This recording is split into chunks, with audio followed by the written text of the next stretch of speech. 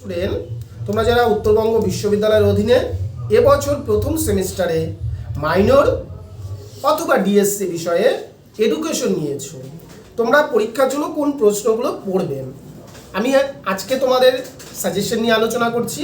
তোমরা এই প্রশ্নগুলো তৈরি করো এবং যাদের এই প্রশ্নগুলোর উত্তরের প্রয়োজন রয়েছে, ঠিক আছে, তোমরা আমাদের দেওয়া নম্বরগুলোতে যোগাযোগ করবে। তো আমরা মান 12 জন্য কি পড়ব?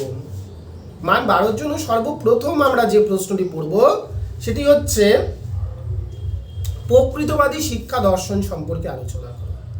খুব কমন একটি প্রশ্ন, প্রকৃতবাদী শিক্ষা দর্শন। এইভাবেও প্রশ্নটি থাকতে পারে। শিক্ষার লক্ষ্য, পাঠ্যক্রম, শিক্ষণ পদ্ধতি, শিক্ষকের ভূমিকা সম্পর্কে প্রকৃতবাদী শিক্ষা দর্শন আলোচনা করো। প্রকৃতবাদী নোটটা এবার ভালো করে পড়ে নিবে তোমরা। 2 নম্বর প্রশ্ন তোমরা কি পড়বে? স্বামী বিবেকানন্দ।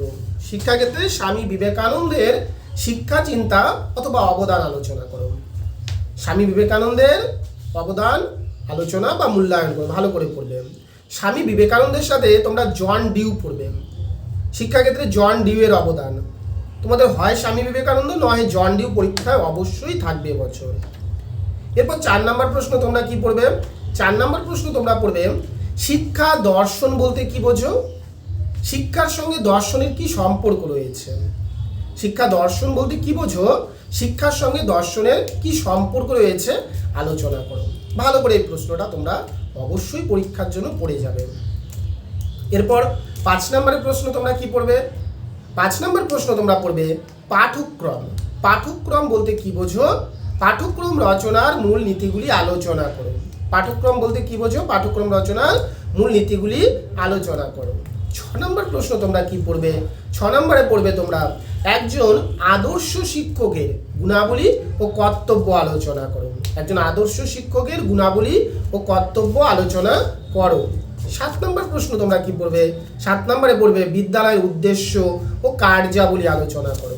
বিদ্যালয়ের উদ্দেশ্য ও কার্যাবলী আলোচনা করো। এই 7টি প্রশ্ন তোমরা মান 12 জন্য পড়ে যাও। এরপর মান 6 এর জন্য আমরা কি পড়ব? মান 6 এর জন্য প্রয়োগবাদটা দেখবে। প্রয়োগবাদের মূল নীতি কি বা প্রয়োগবাদ সম্পর্কে আলোচনা করো। অথবা দিতে পারে শিক্ষকের ভূমিকা বা পাঠ্যক্রম সম্পর্কে প্রয়োগবাদীরা কি বলেছে।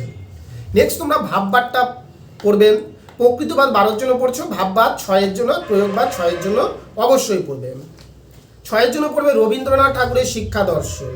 রবীন্দ্রনাথ ঠাকুরের শিক্ষা দর্শনটাও ভালো করে পড়বে। 4 নম্বর প্রশ্ন তোমরা পড়বে সেটি হচ্ছে শিশুকেন্দ্রিক শিক্ষা কি, এর প্রধান বৈশিষ্ট্যগুলি আলোচনা করো। শিশুকেন্দ্রিক শিক্ষা কি, এর প্রধান বৈশিষ্ট্যগুলি আলোচনা করো, ভালো করে পড়বে। 5 নম্বর প্রশ্ন তোমরা পড়বে ডেলার্স কমিশনের সম্পর্কে। এটা এইভাবে দিতে পারে যে ডেলার্স কমিশনের প্রধান 2টি লক্ষ্য সম্পর্কে আলোচনা করো। বিভিন্নভাবে দিতে পারে। ডেলার্স কমিশনটা পড়বে ভালো করে। সহপাঠক্রমিক কার্যাবলী পড়বে। সহপাঠক্রমিক কার্যাবলী বলতে কি বোঝো, এর প্রকারভেদ আলোচনা করো। সহপাঠক্রমিক কার্যাবলীটাও পড়তে হবে তোমাদের। এরপর পড়বে গণতান্ত্রিক মূল্যবোধ বলতে কি বোঝো। গণতান্ত্রিক মূল্যবোধ বলতে কি বোঝো। 8 নম্বর প্রশ্ন তোমরা যেটা পড়বে সেটি হচ্ছে শিক্ষার সমতা বলতে কি বোঝো, বা শিক্ষার সমতা কিভাবে প্রতিষ্ঠিত করা যায়। এই প্রশ্নটাও তোমরা ভালো করে দেখে নিবে। এবং এই কয়েকটি পড়ি হয়ে যাচ্ছে। এবং এরপর 3 এর জন্য আমরা কি পড়বো? 3 এর জন্য দেখো বড় প্রশ্নগুলো যদি ভালো করে পড়ে নাও তাহলে 3 এর হয়ে যাচ্ছে। যেমন শিক্ষা অর্থ লেখো, পাঠ্যক্রম বলতে কি বোঝো, সহপাঠক্রমিক কার্যাবলী কি, শিক্ষা দর্শন বলতে কি বোঝো, প্রয়োগবাদের 3টি নীতি লেখো বা ভাববাদের 3টি নীতি লেখো, রবীন্দ্রনাথ ঠাকুরের মতে শিক্ষকের ভূমিকা কি। এটা বড় প্রশ্নই পড়লেই হয়ে যাচ্ছে। রুশোর মতে ইতিবাচক ও নেতিবাচক শিক্ষা বলতে কি বোঝো। এই ধরনের যে প্রশ্নগুলো রয়েছে, অর্থাৎ বড় প্রশ্নগুলো যদি আমরা পড়ি তাহলেই আমাদের ছোট প্রশ্নগুলো 3 এর হয়ে যাচ্ছে। সবাই চ্যানেলটির সঙ্গে যুক্ত থাকবে এবং নিজের বন্ধুদের মধ্যে অবশ্যই শেয়ার করবে। এবং যে বিষয় রয়েছে আমরা প্রত্যেকটি বিষয়ে সাজেশন নিয়ে আলোচনা করব। অর্থাৎ সবাই চ্যানেলটির সঙ্গে যুক্ত থাকবে। ধন্যবাদ সবাইকে।